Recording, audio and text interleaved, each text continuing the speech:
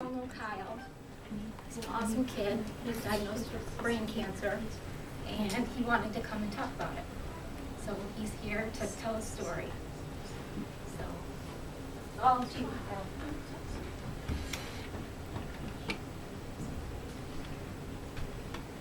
I kind of wrote this as a letter to the cancer center at the beginning, but then it changed into a story along the way.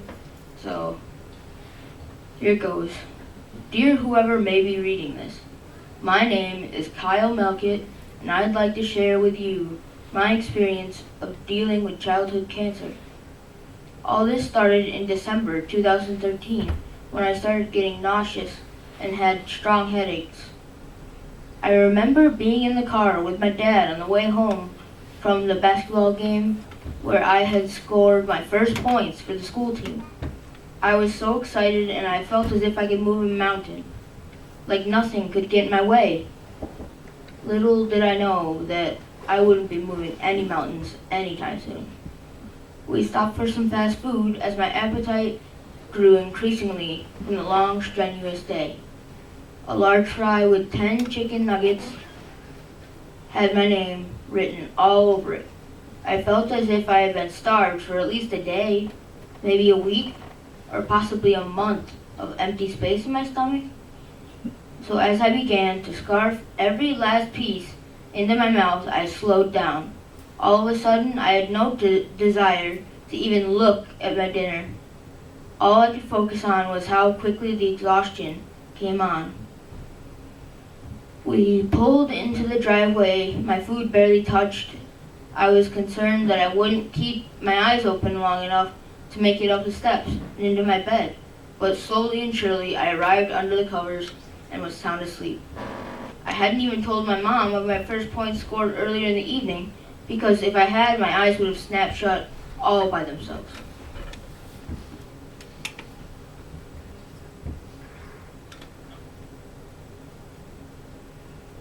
My poor mother the next morning had come to wake me up for school, but to no avail. I couldn't be stirred, as she began to question keeping me home for the day. All I would do for the next few days was sleep and get sick. My doctor had told us it was just viral and that it would be gone soon. Boy, was he wrong. The cycle of sleeping and vomiting did not let up, so my mom decided that it would be best to get my eyes checked to see about the headaches. A series of tests showed that I could not look up while looking straight ahead. We were referred to the upstate emergency room in Syracuse, so my mom and I met my dad at his work and we were off.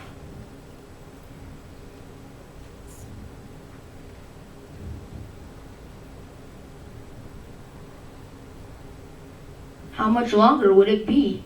We had been driving for ages already and still no hospital in sight. The hour-long haul seemed to be a road trip on a path that I eventually would come to know all too well. As I stared out into the late afternoon sky, I began to see the marvelous city in which I had only visited a few times before. Over the horizon came tall buildings and a shopping mall so grand that you could fit many floors of retailers, big and small, inside. After this came a place I would soon become much too familiar with. We had reached our final destination. My head had been pounding for too long in the waiting room, which had a different type of person crammed in like sardines. A gunshot wound in one corner, a crying baby in another, and then there was me, caught up in the middle of this house of horrors. For 2 hours, we sat unspoken to when finally a nurse called us back so that she could get my blood pressure and temperature, only to send me right back out to the waiting room.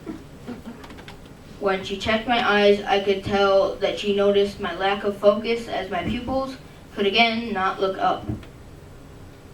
Finally, after waiting another hour, we were taken back and put in a room with an uncomfortable gurney-like cot and a very unluxurious television set with which my dad and I enjoyed some college football games, while I was being poked and prodded and placed in various machines that scan and spin and who knows what else.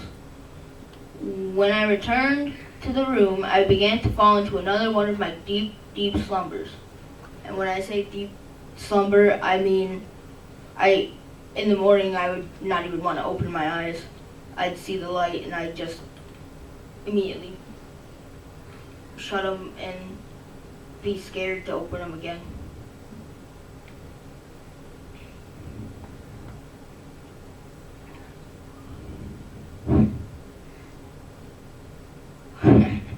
Sorry, I forgot what it was. Deep slumbers, as we had to assume that we would not be going home tonight. This was a terrifying time, whereas I hadn't been away from home in my whole lifetime for as much as a short vacation with family. As hard as it was, I forced myself to shut my eyes and imagine myself at home.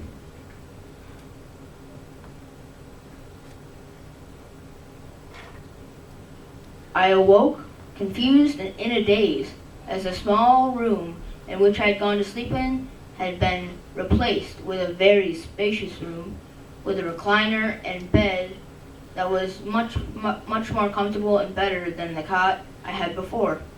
Something wasn't right. Something was different.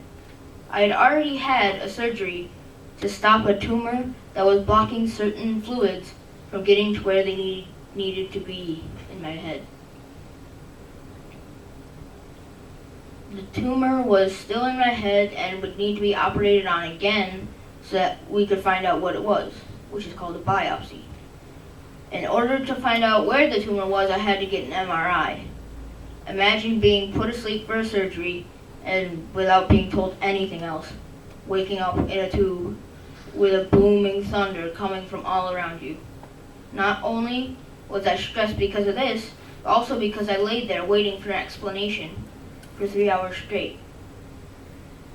I can say that even as I am getting better with this, I still break out into tears with each scan today. The stay at the hospital was absolutely terrifying. Nurses would come to check up late at night. I starved myself because of the atrocious food choices.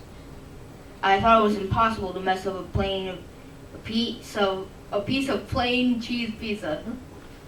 Boy, was I wrong. All of my visitors were my closest friends and family. I'm just going to stop for a second because I want to stop and talk about the MRIs.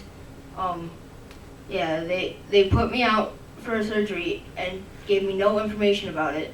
Didn't tell me how it would be or that I even was going to one. They just put me out. And then I wake up and I hear unfamiliar voices and I don't know where my mom and my dad are. It's just awful.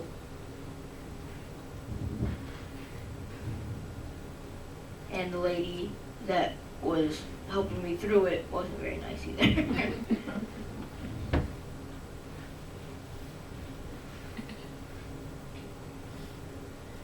So all of my visitors were my closest friends and family with whom I cherished every moment not spent with a doctor or surgeon or nurse. One memorable moment I have is of the time my Uncle Ron came to visit. I am basically my uncle's long-lost identical twin because we act so much alike.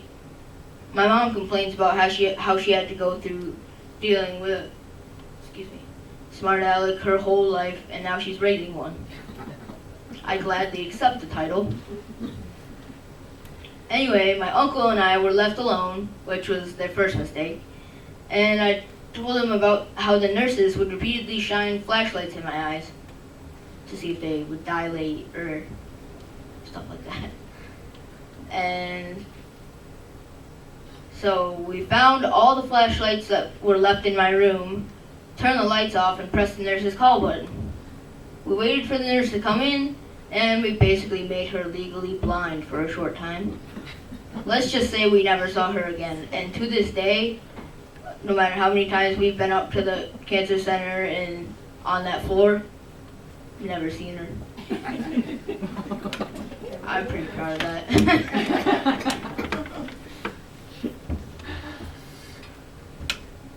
we were held hostage on the 12th floor of Golisano's Children's Hospital for 12 days, as my birthday would soon arrive.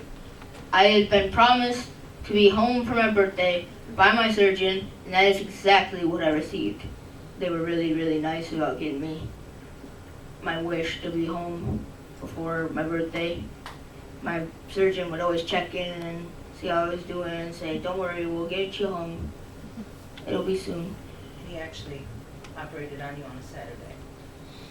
He kept saying, "I'll have to see if they can fit him in the schedule," and they don't operate on Saturday. We got down to the emergency, or the OR, there was absolutely nobody there. He had called in enough people just to do that surgery so he could fit.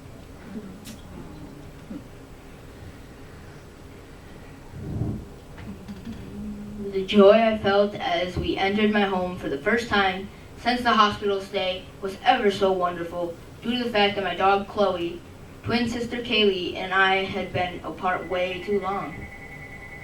We threw a huge party at the fire hall, where all of my friends and family gathered to celebrate Kaylee and I's 13th birthday. It was so amazing to see everyone after seeing only doctors for so long.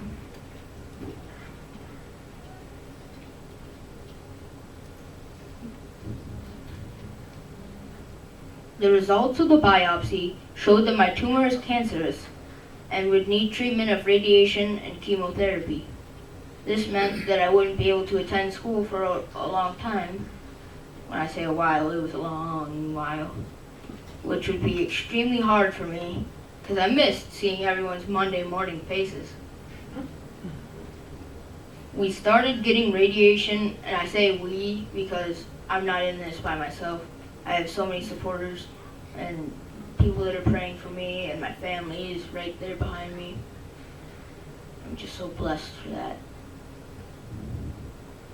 So we started chemo and radiation at the beginning of March 2014, and a mask would have to be made to keep my head in place while I got treated, which is this.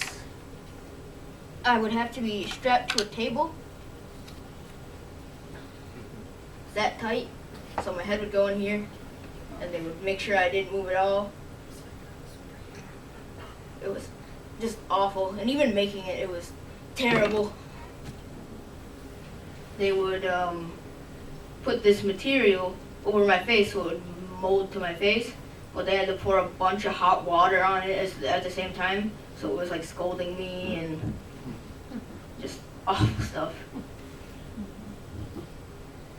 I would have to endure about 15 minutes of laying down in a loud, tube-like machine that resembled the dreaded MRI scan every single day for a month, along with chemo every day, which I received through an IV.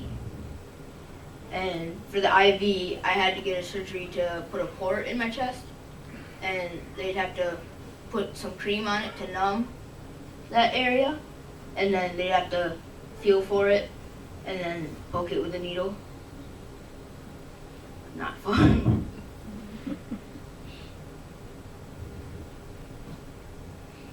We were trying to attack a very precise area in my brain, so it took a lot of preparation. Let me tell you that it changes the way you taste things immensely. I would only drink water for the longest time, all because everything had the taste of metal. Any food that I ate had even if it was just a tiny bit, it still had some taste of metal. And that was it was more relevant in drinks that I would drink, because all the flavors would just get messed up, and that almost got me sick right there.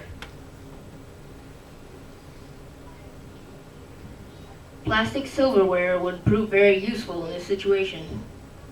To keep me calm while I received my treatment, my mom would read a book over a microphone so that I had her familiar voice in my head. It was a tough time, but I just thought to myself, it's almost over.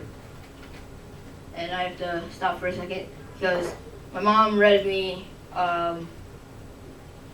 Percy Jackson and the Olympians, the second book in the series, The Sea of Monsters, I think it was called, and I had already started to read the book, so I kind of knew what was going on, but it was so loud in there.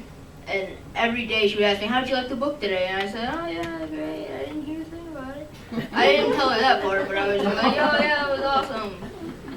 Can't wait for tomorrow. What? Yeah. The nurses got it more than I did. The same method helps me get through my MRI scans, but with my dad, because my mom cannot go in with me. She would have to take her hearing aid out, making her the opposite of what I needed. The side effect at the time was nausea, lots and lots of nausea. One day I really wasn't feeling good and I got sick while strapped down in the mask. I had to hold it in my mouth until they could get me out, which of course took much longer than I would have liked. Every day was easier than the last. So I'm stuck to the table, I'm getting sick, and they told me, oh Kyle, it'll be okay in a second, just hold it. And I said, hold it? This is the one time in my life where I really don't want to hold it. No, So, they ran in there and they got you off. oh, wasn't very fast though. And he Oh, got sick and then he looked at me and he looked at the nurses and he says, okay, let's do this again. So he went back down and had to start over. But he did it.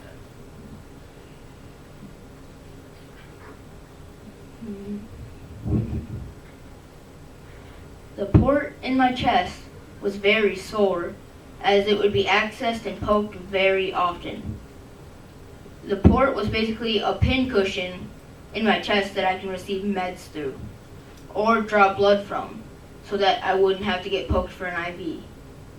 Checking blood counts is also a daily procedure that I have despised. My platelet, white, and red blood counts have to be high enough in order to get chemotherapy. Eventually, the 30 days of torture would come to an end, and a much-needed break was in order.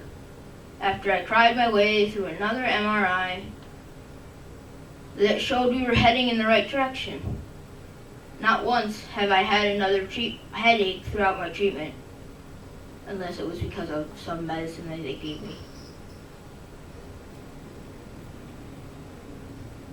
My next treatment plan would be to have 3 straight days of chemo and stay at the hospital for 6 rounds of 28-day cycles.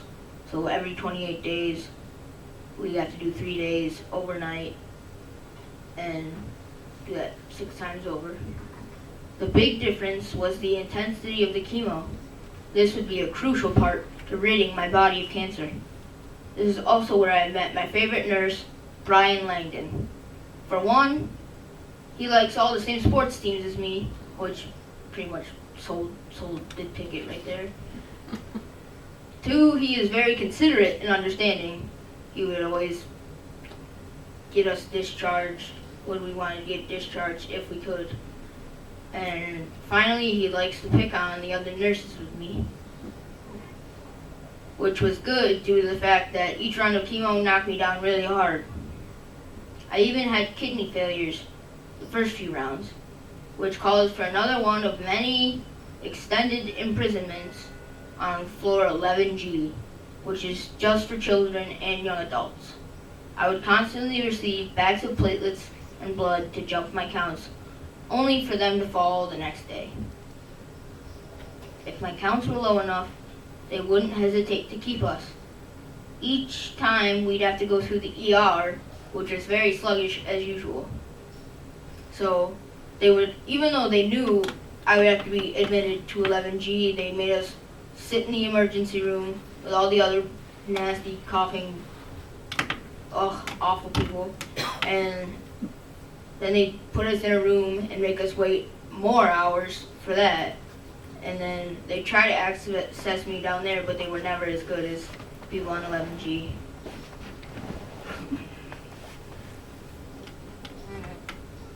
I remember a simple visit to Oswego's ER that was sadly very eventful. A nurse was trying to access my port and was also teaching a nurse in training how to access one. Meanwhile, he missed the first time, feeling around for it and just poked it in my flesh. Then he had to take it out again. Oh, wait. He had to take the needle out, stab me again in almost the exact same place, and then take it out again because he still couldn't find it. Then I'd be poked in my hand for an IV and be transported via ambulance to where else but the floor 11G. There they had people. Oh, before I get into this part, I was like messing around with the nurses that I haven't had before. So the nursing training's name was Mickey. I was just singing to him all the time. I was like, oh, Mickey, you're so fine, Mickey, hey, Mickey, hey, Mickey. And I couldn't tell if he was annoyed or entertained, but probably both.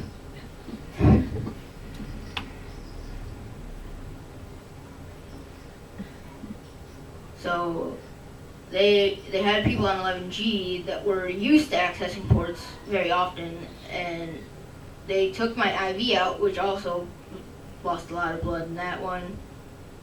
And in came a set of experienced nurses that, for some odd reason, seemed to be much more comfortable accessing me. That being said, they missed 3 more times. At this point, the numbing cream has done its job once and then lost the effect.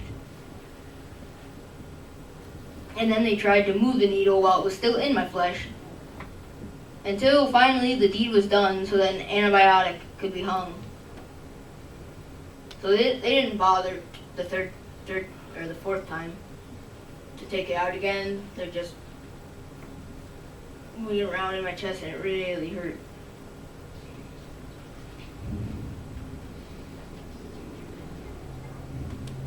I guess you could say I lost quite a bit of blood that night.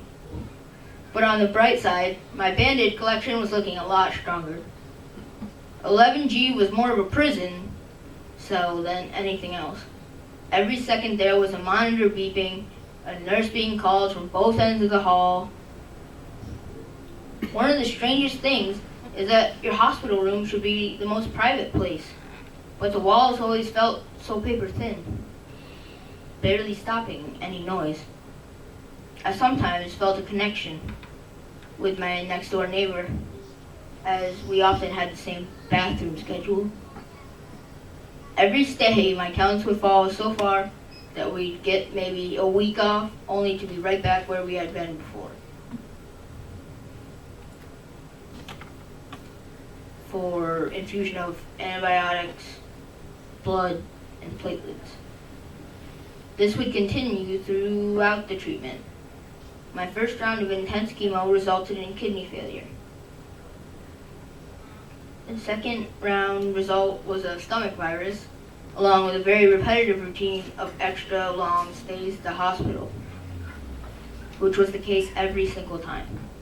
The third round was the exact same as the second. Anytime my temperature got above 101.4 was an automatic ticket to an unwanted visit and admission. The 4th and 5th rounds gave my good old port a run for its money, as it got infected twice. My temperature would rise and my counts would fall, making infections a serious threat. Every single time,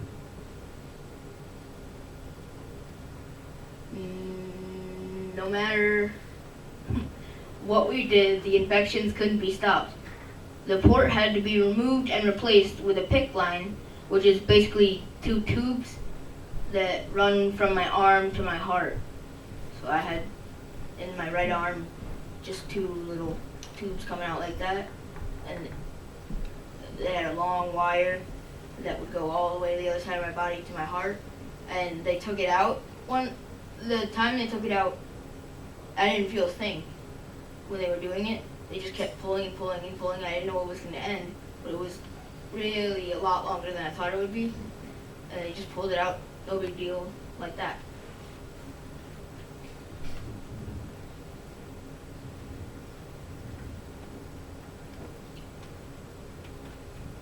It has the same job as the port, just without all the poking and prodding. This was only temporary. After painstakingly getting through 5 out of the 6 rounds, my counts wouldn't budge. From September 2014 to January of 2015, my counts rarely went 3 days without falling back down. This is also the time period where my hand and leg on my right side basically lost all feeling and control due to damage done by the radiation treatments in my brain, which is still slowly recovering. Physical and occupational therapy have brought me a long way and will continue to do so until I am back to normal.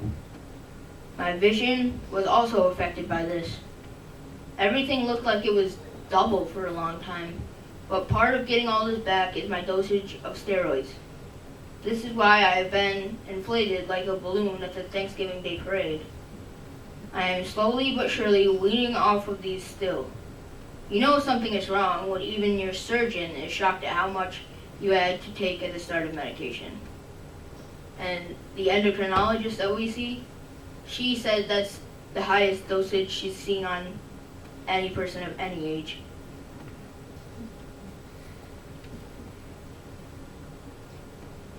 Finally, in January, we began to see the light at the end of the tunnel as my counts rose little by little after being threatened with a bone marrow transplant, which would be a very isolate thing to endure, as we would stay in Rochester for almost 2 months straight if necessary.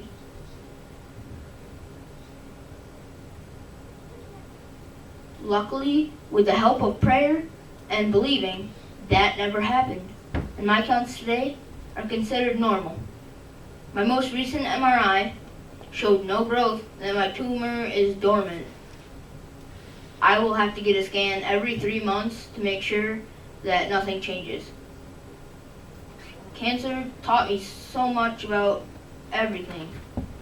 I'd like to share with everyone the way, even if completely healthy, you can take on life and its challenges. Always think positively, because if you go into something with a negative attitude, you will most likely get a negative result. Look at the bright side. It is easier to just go with the flow and take things as they come. It is always okay to cry, no matter what situation you are in. I don't know how many times my mom would come to check on me in the middle of the night and find me wide awake, staring at the ceiling, my pillow soaked with tears, as I wondered what might come next. I can't believe how much I took for granted before. After being out of school, away from my friends so long, I finally realized how much I value the family, friends, and community I have behind me.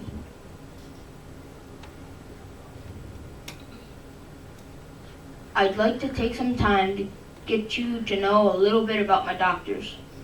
Dr. Jody Sema is my main doctor, who had some quirks, such as no matter what situation I was in, asking how I was peeing. She would give us some devastating news or whatever. Not devastating, but like, oh, your counts went down this week, Kyle. And then she's like, so, how you peeing now? Good. Aye. Barbara Eckhard is my nurse practitioner. She was the one I could always count on to set Dr. Sema and I straight if we were a bit too crazy. Barbara is part Polish, so when she got mad at either of us, we called her Svetlana. Whoa. Then finally, my surgeon, Dr. Satish Krishnamurthy. We always thought his last name was Christian Murphy, but it's one word, Krishnamurthy. I still to this day make fun of his accent every time I see him. It is so awesome to be able to joke with adults and have them accept your humor and sarcasm. I loved everyone I met along the way, and besides a few. And if I didn't, I'd make them laugh so they treat me different. My doctors even let me pie them in the face for childhood cancer awareness. My doctors are so cool. Finally, I would like to give the biggest thank you ever to my supporters, especially my mom, my dad, my sister, and grandma, for sticking this out with me when giving up was not an option. This has been one crazy, awful, terrifying roller coaster ride, but I'm so glad I can finally say this ride is coming to a full and complete stop. And there was one part that I must have cut out of there, but it's about all the experiences that I've had, and like meeting like the SU teams that they set up for me, and my Make-A-Wish with the Yankees and everything. I much rather would have earned those experiences, but I just needed something to pick me up along the way, and that helped me get through. That's with the SU team from 2013, 2014, the last good team.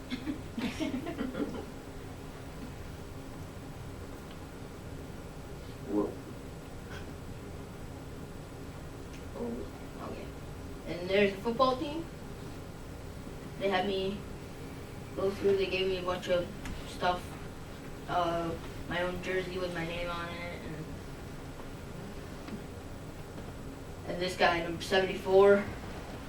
He seemed to like me a lot more than the rest of them.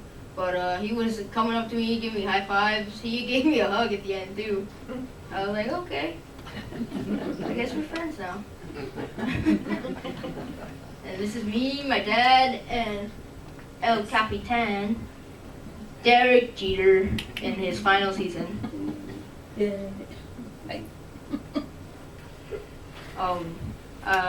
The story I have to tell is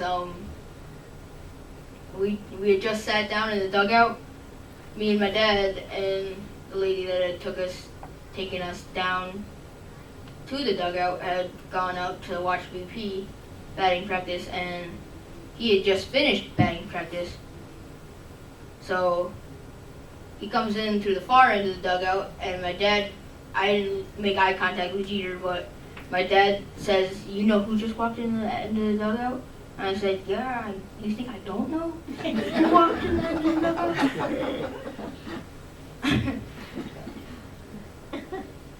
I was trying to act cool, but I swear I wasn't by any means. And I have a picture with him. I have a picture with him and a lot of different Yankees. Not the whole team, but and that's Brian Langdon. Alright, and can you guess who's who? This is Satish! No, this is Christian Murphy. This is Barbara, and this is Jody Sema, right here.